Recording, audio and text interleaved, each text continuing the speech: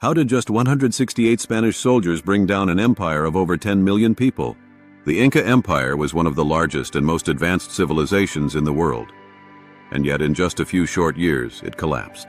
Today, we're diving deep into the dramatic story of the Spanish conquest of Peru, how Francisco Pizarro defeated the mighty Incas, and the surprising tactics, timing, and tragedy that sealed the fate of a civilization. 1. Who were the Incas?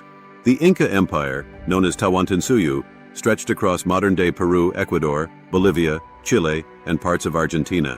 Its capital, Cusco, was the heart of a vast empire connected by over 25,000 miles of roads, with terraced farming, stone architecture, and centralized leadership under the Sapa Inca, the emperor.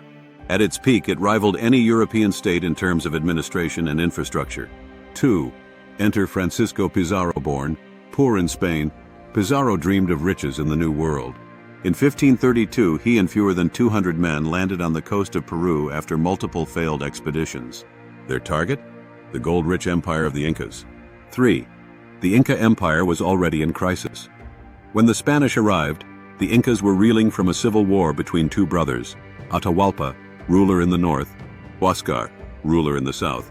Atahualpa had just won, but the empire was divided, unstable, and weakened by smallpox, which had spread from earlier European contact. This timing couldn't have been better for the Spaniards. 4. The trap at Cajamarca. Pizarro invited Atahualpa to a peaceful meeting in the town of Cajamarca. The emperor arrived with thousands of unarmed attendants. What happened next was brutal. The Spanish ambushed, massacred hundreds, and captured Atahualpa alive, all without losing a single man. 5. The ransom and the betrayal. Atahualpa offered to fill a room with gold and silver in exchange for his freedom. The treasure was collected, estimated at over $50 million today, but Pizarro executed him anyway in 1533. With Atahualpa dead, the Inca leadership crumbled. 6. The march to Cusco. With little resistance and aided by Incan enemies and rebels, Pizarro's men marched on Cusco and captured the capital. The Spanish used superior weapons, horses, and psychological warfare, but it was also their manipulation of existing divisions that helped them win. 7. Resistance didn't end. For nearly 40 more years, the Incas fought back. Under leaders like Manco Inca, they established a rebel state in Vilcabamba and resisted until 1572, when the Spanish finally captured and executed the last Inca ruler, Tupac Amaru. 8. The legacy of the conquest. The Spanish conquest brought wealth to Spain, but it also brought forced labor under the encomienda system, the spread of Christianity, the loss of native culture, language, and traditions.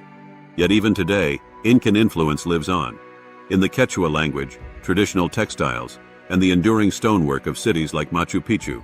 9. Fun facts about the Inca conquest. The Incas had no written language. They used quipu, knotted cords, to record data. The Andes Mountains helped isolate rebel groups for decades. The Inca engineers built earthquake-resistant structures still standing today. 10. How did 168 men defeat an empire? It wasn't just steel and guns. It was timing, disease, civil war, and ruthless strategy.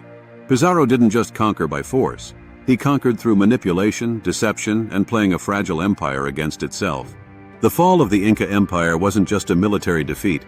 It was a clash of civilizations, a tragedy of timing, and a story of resistance that still echoes through the Andes today. Thanks for watching. Subscribe for more stories that change the world and the unexpected truths behind them.